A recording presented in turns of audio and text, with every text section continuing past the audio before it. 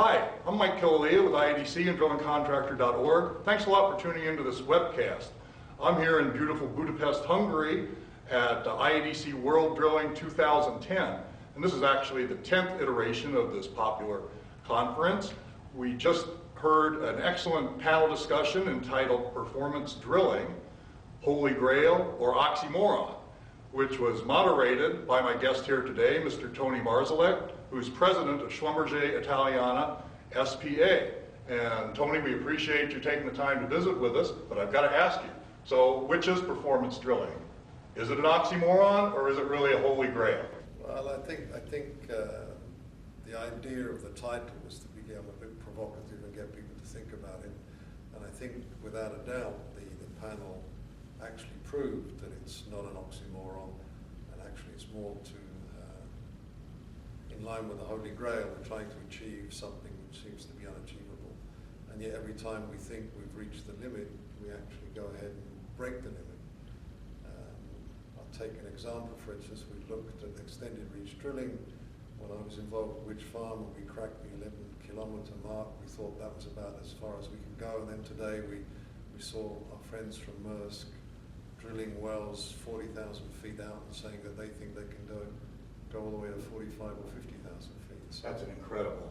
It's an incredible thing to do, and it just shows that when we put our minds to it, and science and technology, and above all human effort and teamwork, we can produce those results. Okay.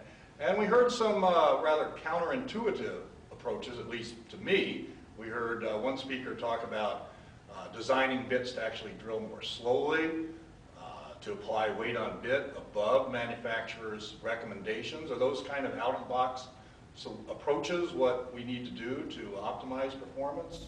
Well, I think we suffer a little bit from past experience. And somebody tells us, well, this is the way I've done it before, so this is the way I should do it now.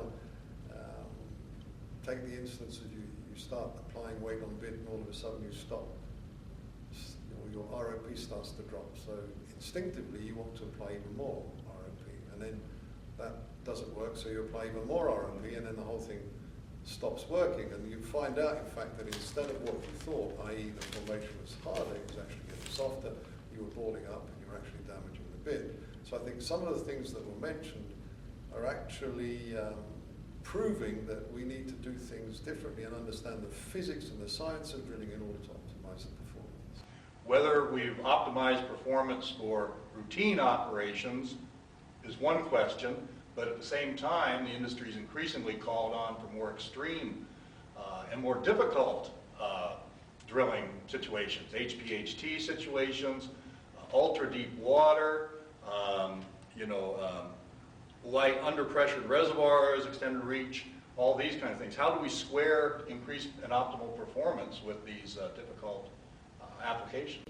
Well, I think we're going to redefine what optimal performance means. I think the old days of doing it cheaper and faster are probably going to change. And in fact, today we heard that quality was actually what everybody was, that was the holy grail. The true key performance indicator is the quality of the product you end up with. It's not always necessarily the cheapest cost. Okay, if you can have the best quality at the cheapest cost, then that's ideal, but we know that the two usually don't go hand in hand. So I think in the future, the metrics by which we measure performance will change. And I think the future is just around the corner. And in the future, where do you see that drilling performance is going to go? And how are we going to manage that change, whatever it may be? I think it's obvious that the technology is closing in on us, i.e. that it's becoming more and more accessible and it's becoming more used in our industry. You look at the phenomenal progress in measurement while drilling technology. 20 years ago, we didn't have the chips, we didn't have the battery technology to do what we're doing now. Now we have powerful chips, we have phenomenally powerful computers downhole, we have the power to run those. We have the communication from rig to shore, we have broadband, we have all that technology. Once we apply that technology, the obvious change for the future is less manpower on the rig. I think we're going to see a reduction in personnel on the rig, and I think for many reasons. We can't get the people to go out there and work like we used to. The guys with 35, 40 years experience won't be there. The younger generation don't have the experience so much. We're going to be relying more and more on these remote control centers, remote operating support units, whatever you want to call them, OSCs, etc. And I can see that we are going to go to a more automated drilling process. And there's no reason when you've managed the risk to the point where you do not see any unforeseeable problems that you can't get into that sort of, whether it's factory drilling, doesn't mean factory drilling you can knock the bits, the wells out in 5 days.